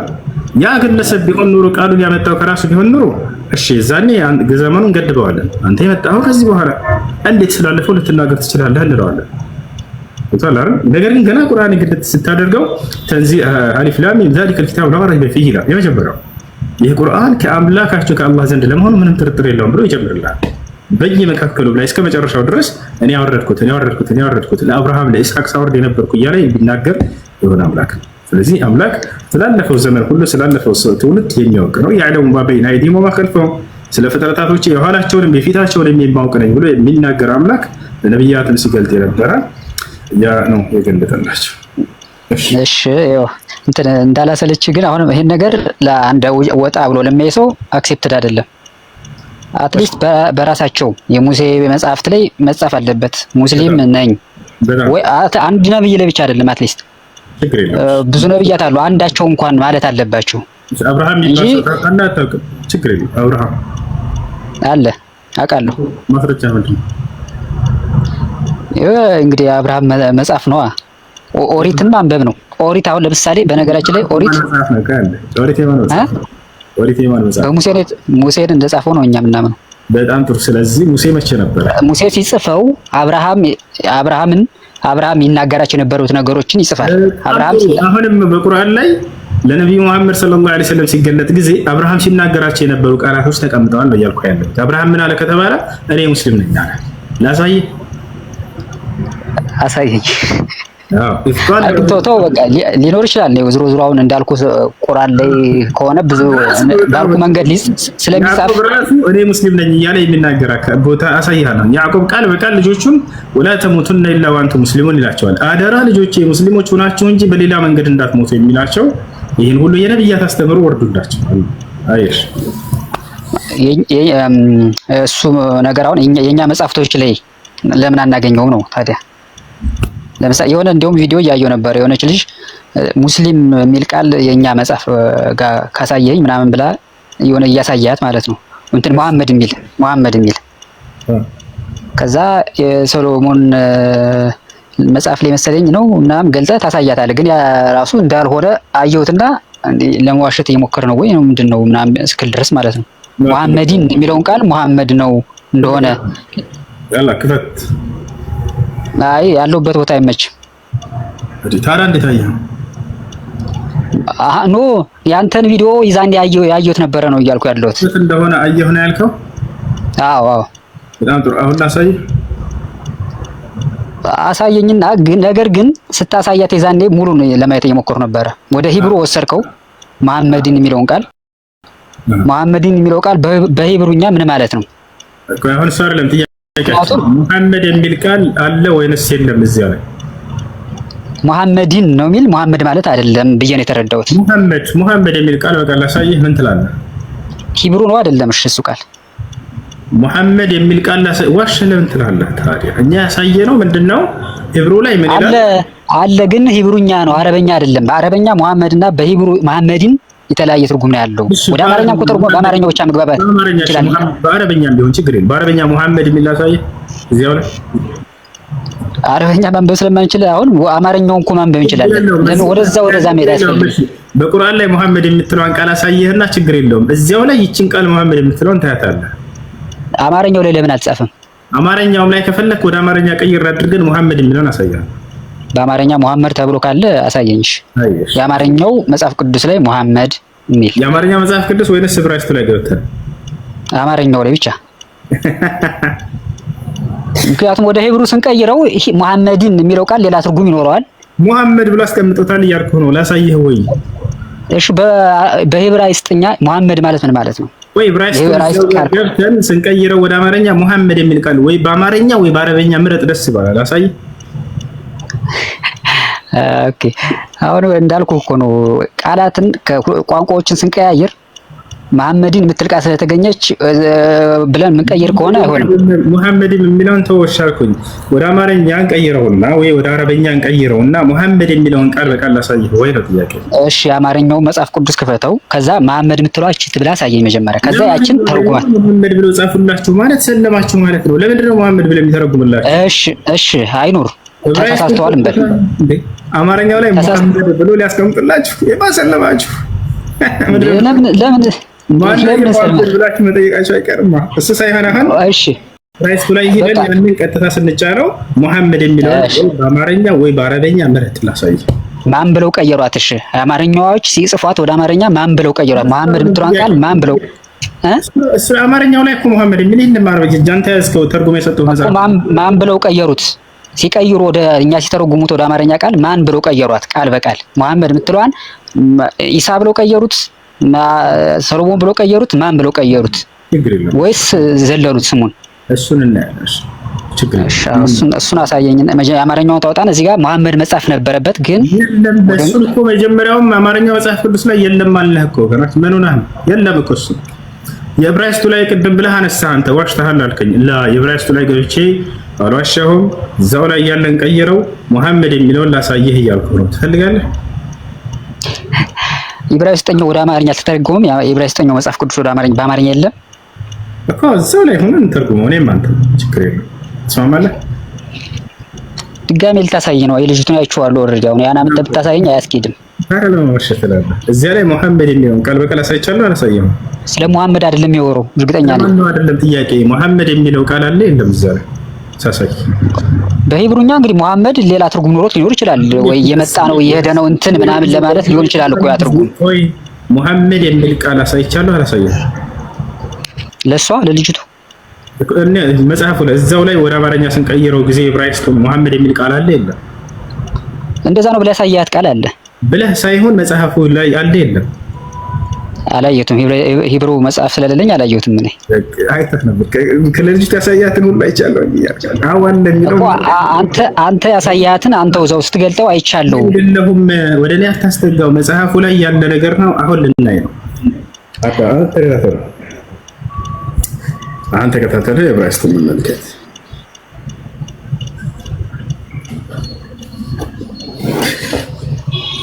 ያ ሰላም ያ ሰላም ያ ሰላም ያ ሰላም።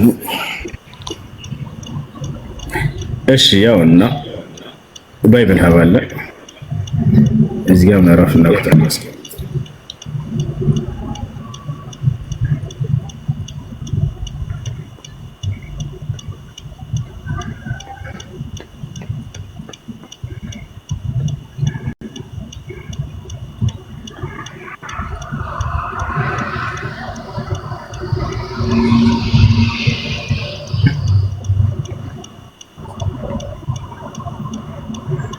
እሺ ሂብሩ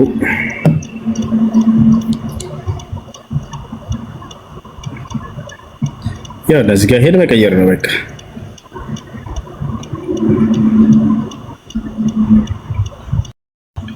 አሁን ወደ አማርኛ እንቀይረው እዚሁ ጋር እያለ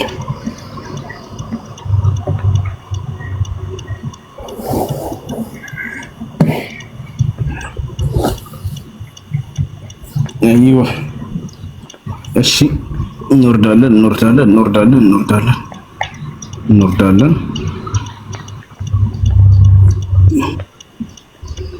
እንወርዳለን እንወርዳለን። ምን ይላል ይሄ ቃል? በፈጠራችሁ ይሄ ቃል ምን ይላል? ይሄ ቃል ምን ይላል? ይሄ ቃል ምን ይላል? አሁን እኮ ያመጣው ነገር ምን እንደሆነ ግልጽም አይደለም ሲጀመር። ኧረ ግልጽ ነው። ተው ምን ይላል? አንተ የሚል ቃል ታሳየኛለህ? የሆነ ጽሑፍ አለ። ምንድነው? የመጽሐፍ ቅዱስ አካል ነው ወይ ይሄ ያመጣበት? የመጽሐፍ ቅዱስ አካል ከሆነ ይሄ ቃል በጣም አህመድ ወደ አረበኛ ቀይሬ ላሳየህ። ቀደም ብሎኛል እዚሁ ጋር እያለ የትም ሳንሄድ ማለት ነው። ወደ አረበኛ ስንቀይረው ጊዜ መሐመድ የሚለውን ቃል ታገኛለህ። ቢልዓረቢ ይሄ ነው። ለማንኛውም ፈኢነሁ ሙሐመድ ሰለላሁ ዐለይሂ ወሰለም ይታያል። ይሄ ቃል ምን ይላል? ቢላሂ ዐለይኩም ይሄ ቃል ምን ይላል? ልጆች ይሄ ቃል ምን ይላል?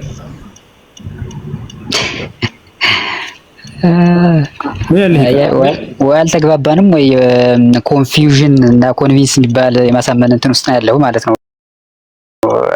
እኔ ለማወቅ ነው የመጣሁት። ነገራችን ሁሱ ባገኘው ነው ደስ ይለኛል።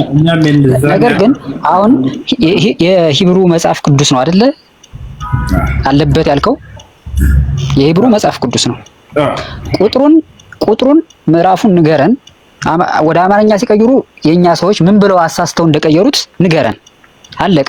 ምክንያቱም ሲተረጎሙ ቆያን አንተ ነህ እሱን ማድረግ ያለብህ አንተ የመጽሐፍ ማለት የለም አይቼው እኮ ነው ካልካት በኋላ ይዩት የለም እዚህ ጭራሽ ስለመሐመድ የሚያወራ ነገር አይደለም ያለው። አማርኛው ላይ ተርጉሞ የሰጠውን ሳይሆን የመጀመሪያ የተጻፈበት መጽሐፍ ቅዱስ ብሉይ ኪዳን በአማርኛ ነው በዕብራይስጥ ነው?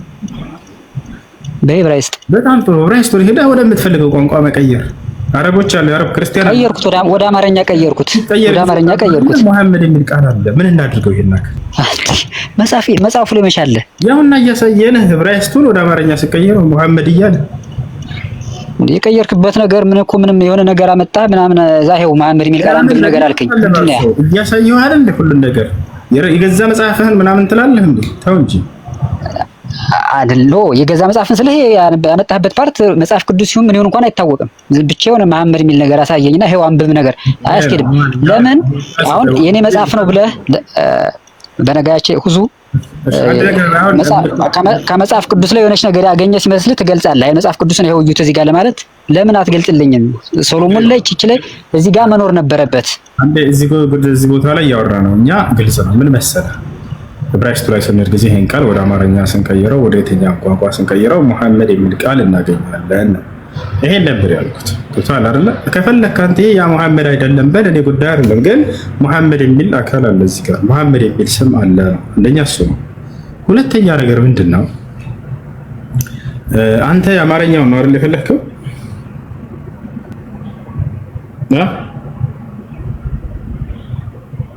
ሰማ ከኔ ጋር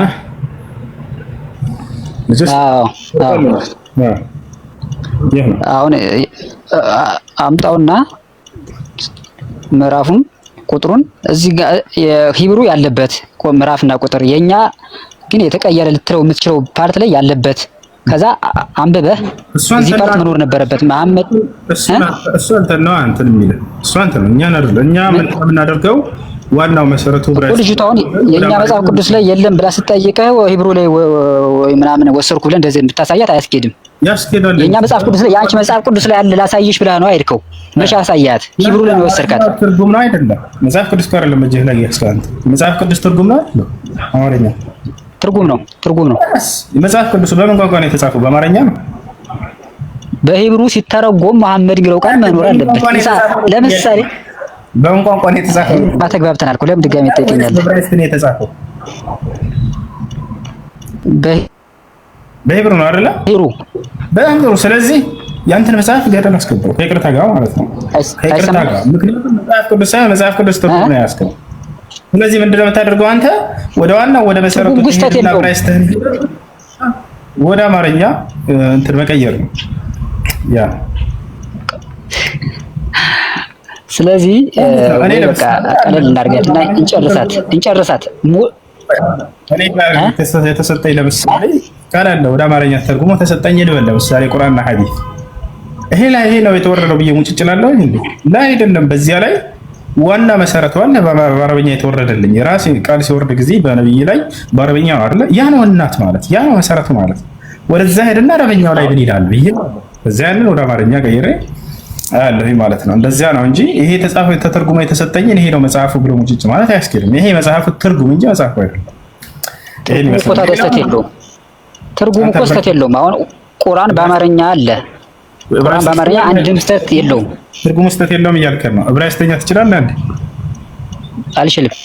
ታዲያ ካልቻልክ እንዴት ነው ስህተት መሆኑን አለመሆኑን የምታውቀው? የጌታ ሰው ተርጉሞ የሰጠ ይሄ ነገር ካንተ ነው የሰማሁት። ሲጀመር ወይ ከኔ አይደለም ወደ አማርኛ ነው የማሳየህ። ወደ ላይ ታስተጋኝ አልፋ እችን ለምን ታዲያ እንትን አትልባትም? እንደ ርዕስ አታደርጋትም? ከሂብሩ ወደ አማርኛ መጽሐፍትን ስታመጡ ይሄው ቃላትን ትዘላላችሁ አትጨምሩም ለምን ብለህ ርዕስ እንኳን አምጥተህበት ማንም ተወይቶበት አያውቅም። ይሄ እኮ ነው እያሳየን ያለ ነው። አሁን እዚህ ጋር ስናየው ጊዜ ሙሐመድ ብሎ አስቀምጦታል። ቦታል የዕብራይስጡን ሄደው ወደ አማርኛ መቀየር ያ ነው። አሁን ሌላ ነገር ላስቀምጥ መሐመድ አይደለም መሐመድን ነው የሚለው። እሱም ሌላ ትርጉም ነው ያለው። ማየት ይችላል፣ ሙስሊሙም ማየት ይችላል። በነገራችን ላይ እስኪ ይሄ ነገር ብሎ ራሱን መጠየቅና ሄዶ ማየት ይችላል። አይት ሁላቸውም አይት መሐመድ የሚል አገኘን። ምን እናድርገው? እሺ ተው፣ እንደዚች በኮንፊውዥን እናንተን ከሆነ ታረቀኛለህ እንጂ አታስጠጋኝም። እኔ እንድትጠጋኝ ኮንፊውዝ ለማድረግ አድርገህ አለ ብለህ ለማሳየት መሞከር አያስኬድም።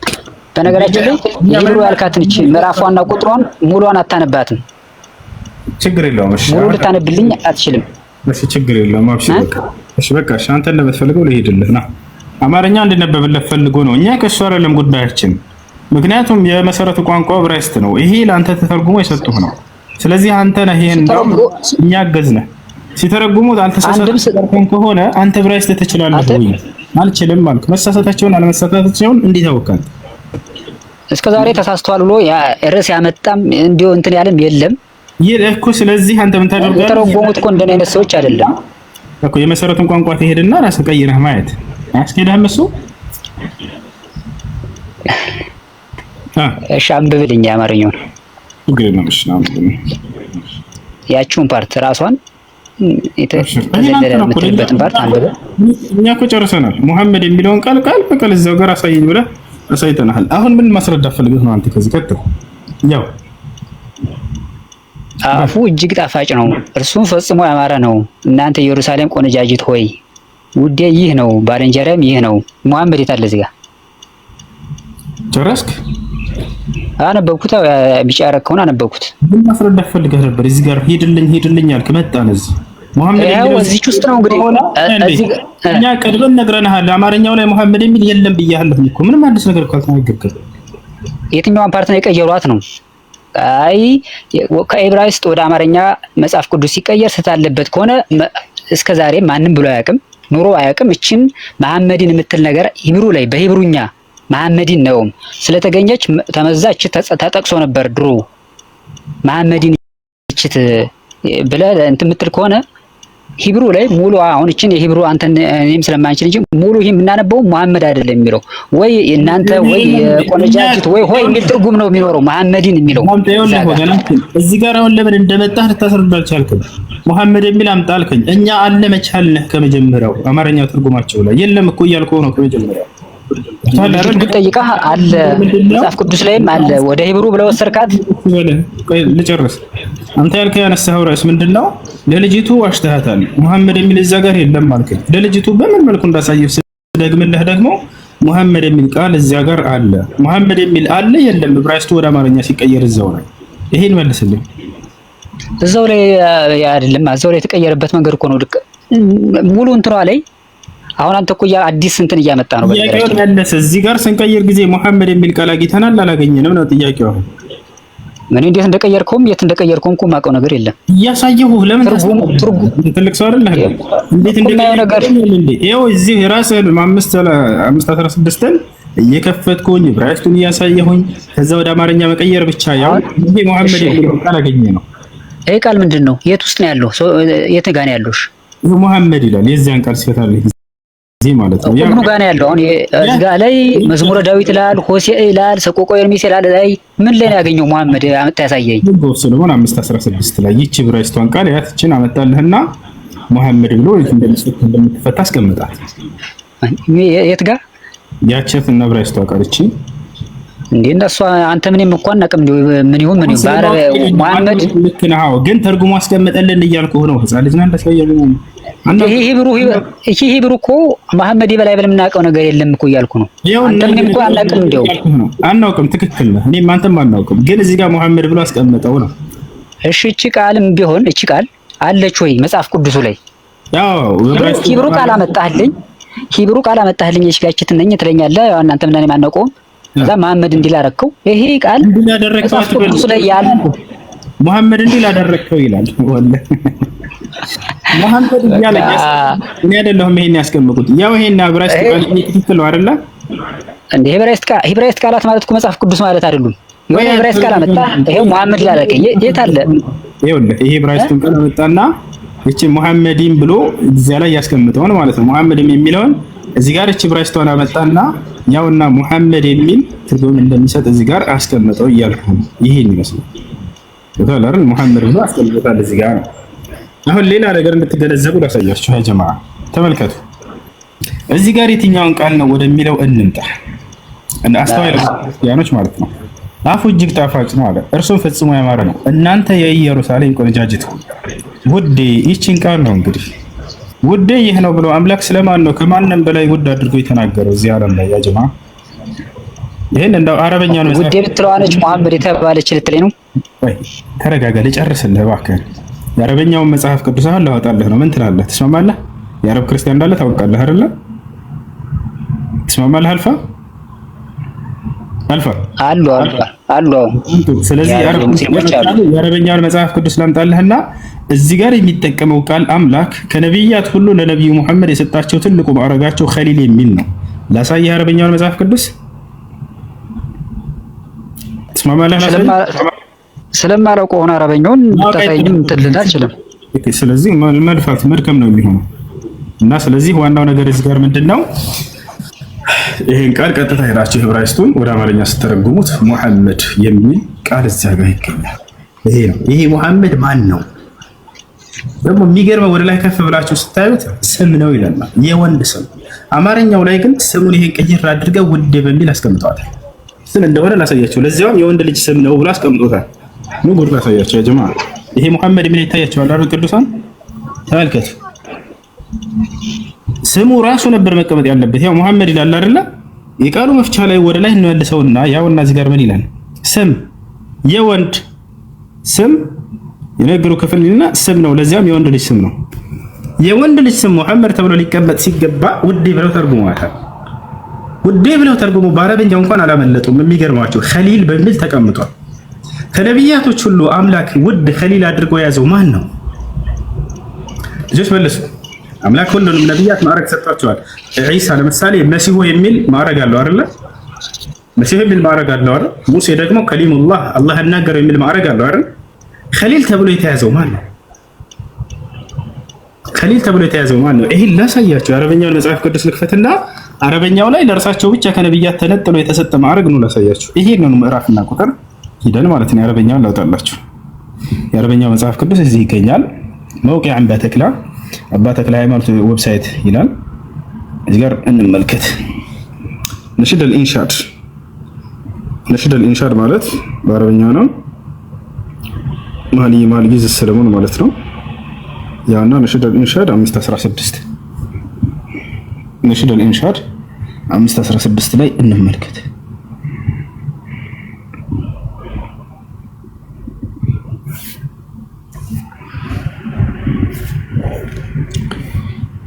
ኔትወርክ እንዲሰራ ተግታችሁ ጸልዩ ያ ጀማዓ እንዲያል ነሽደል ኢንሻድ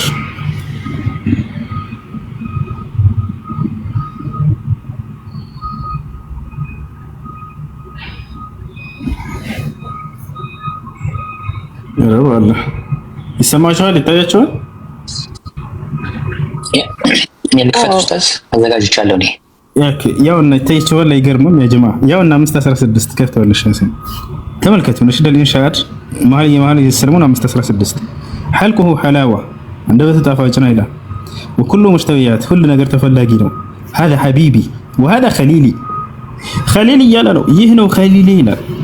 ይሄ ማዕረግ ልክ ለመሲሁ ለክርስቶስ መሲሁ ተብሎ የሚጠራው ሰው ብቻ እንደሆነ ከነቢያት ለነቢዩ ሙሐመድ ብቻ የተሰጠ ማዕረግ ነው። እዚህ ጋር የምናገኘው ቃል ይሄ ነው ውዴ ማለት ነው። ይሄ ማዕረግ ለእርሳቸው እንደተሰጠ ማስረጃ ምንድነው? ኸሊል የሚለው ከተባለ ነው ላሳያችሁ። ሐዲሱን ላውጣላችሁ። ነብዩ መሐመድ ቃል በቃል አላህ እኔን ኸሊል አድርጎ ከማንም በላይ ይዞኛል አሉ። ከማንም በላይ ውዱ አድርጎ ይዞኛል ማለት ነው። ውዴ ብለው የገለጻቸው ተመልከቱ። ተኽሪጅ ሐዲስ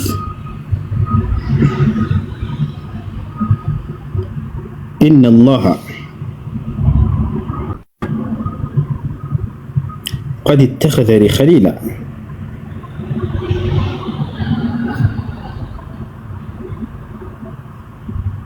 كما اتخذ إبراهيم خليلا إلى السلام الله نين كمان بلاي ودو أدركو يزوني الله يتايا شوهان نبي صلى الله عليه وسلم بخاري ومسلم الله بتزجب حديثنا يا ونا ሙስሊም ላይ ታገኙታላችሁ 6423 ላይ كذلك يعني في البخاري ታገኙታላችሁ።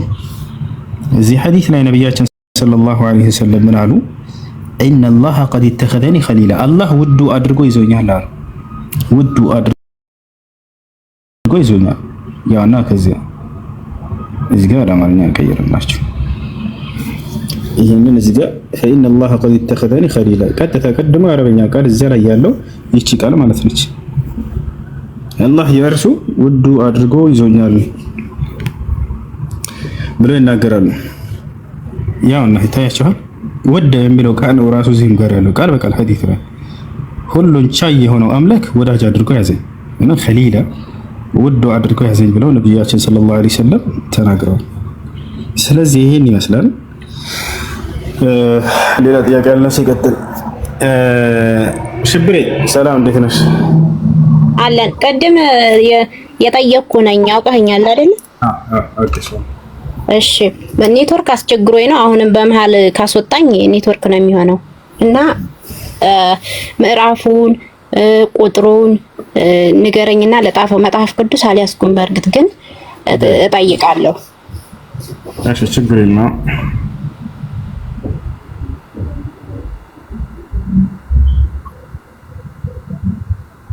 ኦሪት ዘሌዋውያን ምዕራፍ 21 ከቁጥር 16 ጀምሮ እስከ ቁጥር 23 ኦሪት ዘሌዋውያን ምዕራፍ 21 ቁጥር 16።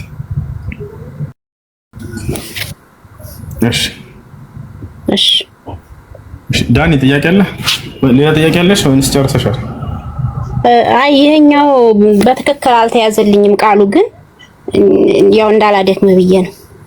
ችግር የለውም። ማሽር ይሄ ምን ላይ ነው ያልከኝ? ይቅርታ ግን እኔ እፈራለሁ ማለት እንዳላስቸግረው እፈራለሁ። ዘሌዋውያን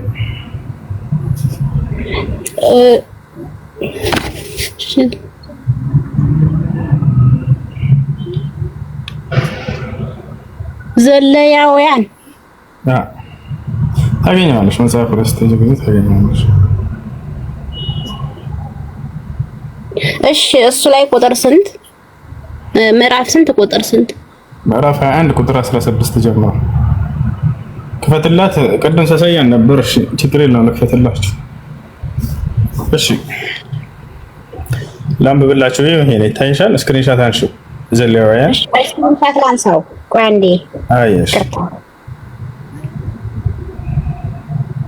አነሳሽው? ቆይ እሺ አንስቼዋለሁ። እሺ ምን ይላል እዚህ ጋር?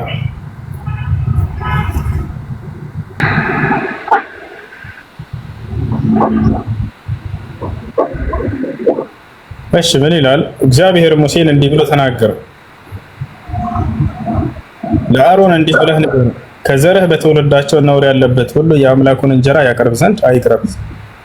እውር ወይንም ዓይን አንካሳ ወይንም አፍንጫ ደፍጣጣ ወይንም ትርፍ አካል ያለው ወይንም እግረ ሰባራ ወይንም እጀ ሰባራ ወይንም ጎባጣ ወይንም ድንክ ወይንም አይነ መጭማጫ ወይንም እከካም ወይንም ቋቁቻም ወይንም ጃንደረባ ነውረኛ ሁሉ አይቅረብህ እያለ ይናገራል። እዚህ ጋር እስከ መጨረሻ ድረስ እነዚህ መቅደሴን ስለሚያረክሱ እያለ ይገልጻቸዋል። የቅዱስ ቅዱሳን ምን ይላል? ነገር ግን ነውረኛ ነውና መቅደሶቼን እንዳያረክስ ወደ መጋረጃው አይግባ ይላል። እንግዲህ አጭር ሰዎች ከሆናችሁ ድንኮች ወይንም ጎባጣ ከሆናችሁ ድንክ፣ አይነ መጭማጫ ቻይናዎች ምናምን ጃፓን ወይንም እከካ ወይንም ቋቁቻ እነዚህን ምግቡን እንዲያቀርቡ ዘንድ አይፈለጉም። እነዚህ ያረክሳሉ፣ መቅደሶችን ስለሚያረክሱ ይላቸዋል። እሺ ኢልያስ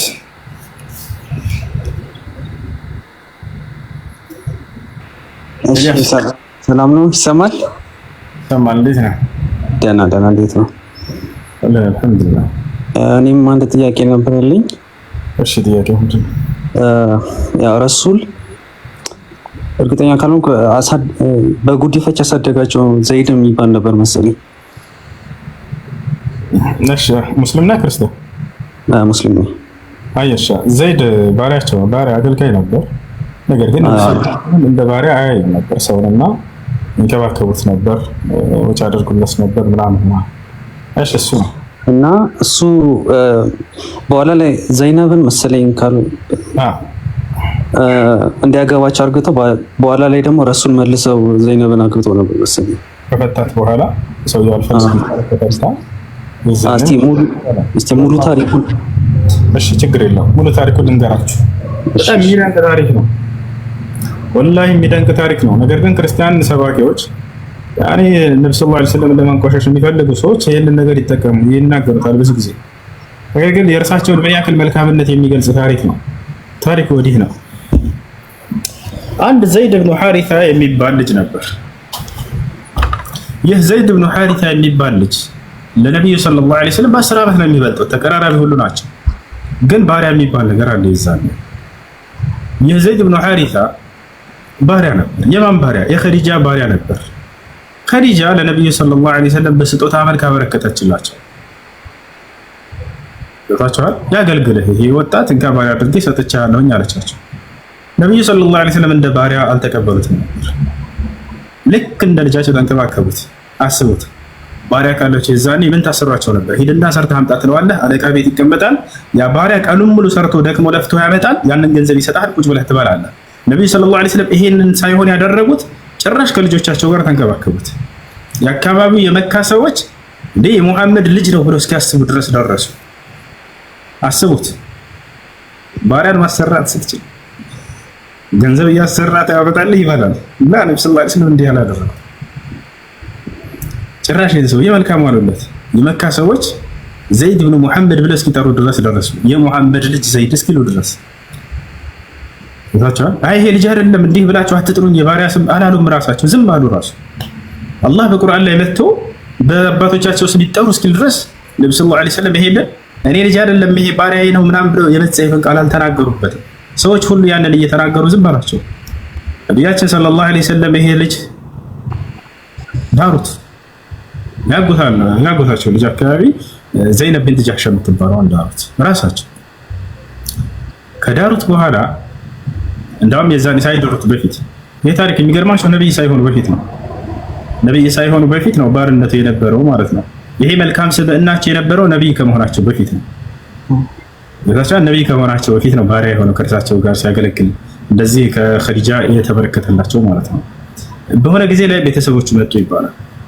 ቤተሰቦቹ መጡና የዘይድ እናት፣ አባት፣ አጎት ቤተሰብ እንዳለ ይመጣል። ያንን ከፍለው ይወስዳሉ ከፈለጉ ማለት ነው። ጠይቀው አለቃውን ሄደው ይሄ ከእናንተ ዘንድ ያለው ባሪያ ልጃችን ነውና የሚከፈለውን ከፍለን እንውሰድ ይላል። ልክ ሲመጡ ጊዜ ወደ ነብዩ ሰለላሁ ዐለይሂ ወሰለም ጋር ነቢያችን ሰለላሁ ዐለይሂ ወሰለም ምን አሉ? መተው ጠየቋቸው። መሐመድ ከአንተ ዘንድ ልጃችን አለ ባሪያ እንደሆነ ሰምተናል እና የምትከፈለውን ክፍያ እንከፍላለን ልጃችንን ስጠን አሉ። ነብዩ ሰለላሁ ዐለይሂ ወሰለም ምንድን ነው ያሏቸው? ይሄን ያክል ክፍያ ስጡኝና አላሉ። ምንም አይነት የምትከፍሉት ነገር አይኖርም አሏቸው። ታዲያስ ብቻ እሱን ጠይቁትና ነፃ ምርጫ ስጡት፣ ከፈለገ እንዲሄድ እፈቅድለታለሁኝ፣ በፍጹም እኔ ገንዘብ አልቀበላችሁም አሏቸው። ዘይድ ተጠየቀ።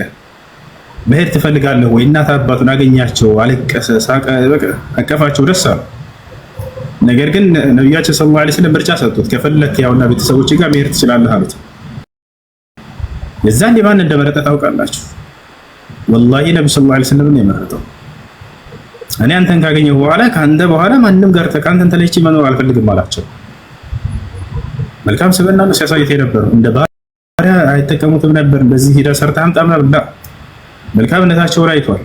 እንደርሳቸው መልካም ሰው አላለፈም እዚህ ዓለም ላይ ወደፊትም አይመጣም ማለት ያንን ነገር አይቷል። ከነቢያችን ሰለላሁ ዐለይሂ ወሰለም እኔ ከቤተሰቦቼ ይበልጥ ልቅ አንተ ጋር መኖር ነው የምፈልገው አላቸው። ከአንተ መለየት አልፈልግም ማለት በዚያው ላይ ሳለ ነብይነት ማድረጋቸው ማጣ። ነብይነታቸውን አመነ እየኖረ እያለ ከሆነች ሴት ጋር አጋቡት። ዘይነብ ቢንት ጃህሽ የምትባል ዘይነብ ጋር እየኖረ እያለ ተጣሉ በመካከል። ነቢያችን ሰለላሁ ዐለይሂ ወሰለም አትፍታ ሁሉ ብለውታል። የሚገርማቸው አላህ በቁርአን ላይ ይህን ታሪክ ጠቅሶታል። ወኢዝ ተቁሉ ሊለዚ አንዐመ አላሁ ዐለይሂ ወአንዐምተ ዐለይሂ አምሲክ ዐለይከ ዘውጀክ፣ ሚስትህን ያዝ አትፍታ ባልከው ጊዜ እያለ ይናገራል አላህ። አትፍታ ተው ያዝ። ከዚያ በኋላ ግን ሰውየው ፈታት፣ በቃ አልፈለገም። ፈለማ ቀዳ ዘይዱ ሚንሃ ወጠር፣ ዘይድም ከእርሷ ጉዳዩን ከፈጸመና ከጨረሰ ከፈታ በኋላ ዘወጅናከ፣ አንተን ዳርኩ አግባልኩ ይላል። ለምንድን ነው አላህ ሱብሓነሁ ወተዓላ ያችን ሴት አግባ ያለው? አሁን በዚህን ተንተርሰው ነው ሰዎች የልጁን ሚስት ቀምቷል ብለው ሲሰሙ ሰምታችሁ ከሆነ አግብቷል ለልጃቸው አይደለም፣ ባሪያ ነው፣ አገልጋይ ነው። የሰውዬ ነብያችን ሰለላሁ ዐለይሂ ወሰለም ዘይድ የሚባል ልጅ የላቸው ወጣቻው። ይሄ ታሪኩ እና ይሄ አካል ለምንድን ነው አላህ አግባ ያላቸው ወደ ብለ ስንመጣ ጊዜ በዚያን ጊዜ ዘመን ምን ብለው ያስባሉ? በጃሂልያ ጊዜ ሰዎች አንድ ባሪያ የሆነችን ሴት አግብቶ ከፈታ የዚህ ባሪያ አለቃ ሊያገባት አትገባውም፣ ነውር ነች ብለው ያምኑ ነበር። ሴት ልጅ ዝቅ አድርገው ያስቡ ነበር። ባሪያው አግብቶ የፈታትን ሴት ለአለቃ በፍጹም ነውር ነች አትገባም ብለው ዝቅ አድርገው ያዩት ነበር። አላህ ይሄንን በሴቶች ላይ ዝቅ የተደረገን አመለካከት ሊሰብር ፈለገና ችግር የለውም አለቃ ቢያገባም አለና ነብዩ መሐመድ ሰለላሁ ዐለይሂ ወሰለም በተግባር አንተ ይሄንን ስርዓታቸውን ሰብረህ አሳያቸው፣ ሂድና ባሪያ አግብቶ የፈታትን ሴት አግባና አሳያቸው ተባለ። ለዚህ ነው ነብያችን ሰለላሁ ዐለይሂ ወሰለም ዘይነብ ቢንት ጃህሽን ያገቡት። ከእያንዳንዱ ሚስቶቻቸው በስተጀርባ ትልቅ ለትውልድ ትምህርት አለ። ያታቻ እሱ በጣም አመሰግናለሁ። አይ